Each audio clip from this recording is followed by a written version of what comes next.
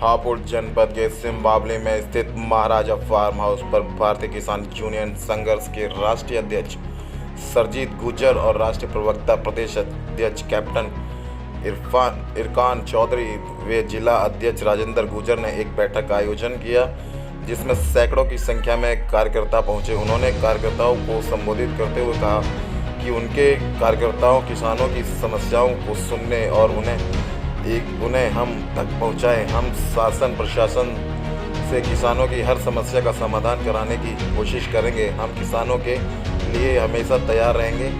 वहीं उन्होंने कहा कि जनपद में स्थित 2 गन्ना मिलों पर किसानों का करीब 300 करोड़ रुपए बकाया है, जो कि किसानों को नहीं दिया जा रहा है।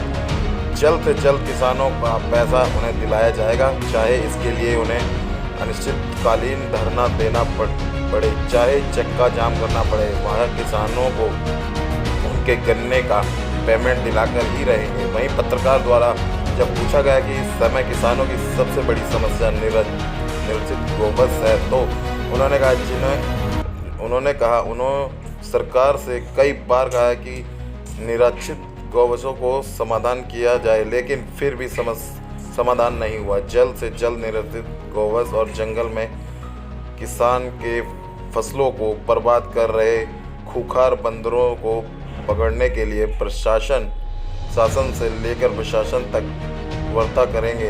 इसी दौरान राष्ट्रीय प्रवक्ता इकरार चौधरी भी मौजूद रहे।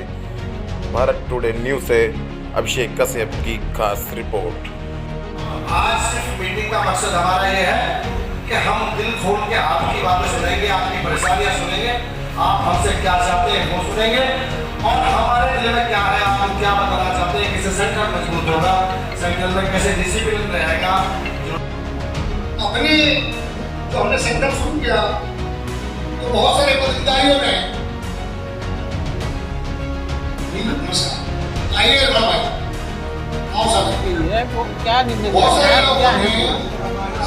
आज हमारे संगठन भारतीय किसान यूनियन संघर्ष की ये समीक्षा बैठक ली गई है। इसमें पदाधिकारियों को बताया गया है, कार्यकर्ताओं को बताया गया है कि हमारे संगठन के क्या कार्यप्रणाली है, क्या उद्देश्य है और कैसे हमारे संगठन के कार्यकर्ताओं को और पदाधिकारियों को काम करना है। इन सब बातों को लेकर के कार्यकर्ताओं और पदाधिकारियों से एक बैठक की गई है और सभी से विचार विमर्श किया गया है और सबको बताया गया है कि संगठन की नीतियों पर चलकर आप संगठन का विस्तार करेंगे और ज़्यादा से ज़्यादा लोग संगठन जोड़ने का काम करेंगे। जैसे कि देखा गया है कि चुनाव नज़दीक है और चुनाव के लिए क्या महत्वपूर्ण निर्णय हो सकते हैं? देखिए, चुनाव क्योंकि सत्ता भारतीय जनता पार्टी के हाथ में है और हमेशा जब चुनाव आते हैं तो जितनी भी सरकारें रहती हैं वो वही रटीटाई बात करते हैं।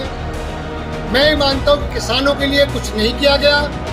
अभी नया शिकूफा छोड़ा है प्रधानमंत्री जी ने कि 1 नेशन 1 इलेक्शन। मैं पत्रकार बंधुओं से पूछना चाहता हूँ, क्या 1 नेशन 1 इलेक्शन से आम जनता को क्या फायदा होगा? क्या आप 1 इलेक्शन कराइए, 20 कराइए? अरे आप ये करते इस देश का उद्योगपति का बेटा, इस देश का किसान का बेटा, उनको एक एजुकेशन होगी। उद्योगपति के बेटे की एजुकेशन एक होगी, आम आदमी के बेटे की एजुकेशन एक होगी, किसान के बेटे को एजुकेशन मिलेगी तो अच्छा लगता। हमें क्या फर्क पड़ेगा चुनाव से? भाई आप 1 कराओ, 4 कराइए, इससे कोई फर्क नहीं पड़ने वाला। और किसान पीड़ित है। आज किसान के लिए क्या किया है? महंगाई कहाँ है? किसान भुखमरी की कगार पर है। आप जानते हैं मेरे जिले में 2 मिल है, आज तक भुगतान नहीं कर पाए। सभी संगठनों ने पूरा प्रयास किया है, कई बार डीएम साहब की मध्यस्थता की गई है और पूरा शासन, पूरा प्रशासन भली भांति जानता है, लेकिन कोई कार्रवाई उनके खिलाफ नहीं होती। जैसे कि धर्म को लेकर आज जो राजनीति लड़ी जा रही है, जैसे कि पाकिस्तान में हिंदू थे, कुछ % रह गए, जैसे कि जम्मू कश्मीर में हिंदू थे, कुछ % रह गए, नामो निशान मिट गया, तो क्या भारत में भी ऐसा ही कुछ होगा? ऐसा ना कुछ हुआ है, ना ऐसा कुछ होगा। आप ये देखिए, ये केवल नेताओं की राजनीति है। क्या इस देश को आज़ाद कराने में मुस्लिम समाज का हिस्सेदारी नहीं थी कि आज आप अंतरिक्ष में अपने भेज रहे हैं यान, कि उसमें मुस्लिम लड़के काम नहीं कर रहे हैं? सब समुदाय, सब इनका काम ये रह गया है कि केवल जातियों में बांटना है। अब आप देखिए, पहले आप जातियों बांट कहते थे हिंदू खतरे में है, आज कहते हैं सनातन खतरे में है, या हिंदू मुस्लिम सब खड़े हैं। कौन खतरे में? कोई खतरे में नहीं है। खतरे में है तो किसान खतरे में है, आम आदमी खतरे में है, आम मजदूर खतरे में है, उसका जीवन खतरे में है। तो क्या लोगों को संदेश देना चाहेंगे? संदेश देना चाहूंगा कि जो मजबूत हो, जो अच्छा हो, जो किसान की बात करेगा वही देश पे राज करेगा। जो किसानों की बात करे, जो किसानों के बारे में सोचे, जो आम आदमी की बात करे, आम आदमी की बात सोचे, उस आदमी को जिताइए, वो सरकार बनाइए। सर जैसा कि आवारा पशु फिर रहे हैं, इसके बारे में आपको आवारा पशुओं के बारे में कई बार कहा गया है, धरना दिया गया है, अधिकारियों को बंधक किया गया है, अधिकारियों ने टाइम समय लिया है। यहाँ तक कहा गया, मुख्य सचिव चीफ सेक्रेटरी के आदेश आए, ये फरवरी की बात है, कि भाई मार्च के तुरंत बाद तक सारे पशु या तो निराश्रय स्थिति चले जाए, नहीं तो उनके खिलाफ और प्रधानों के खिलाफ कार्रवाई होगी। क्या आज तक किसी के खिलाफ कार्रवाई हुई? इन्हें कोई मतलब इन बातों से।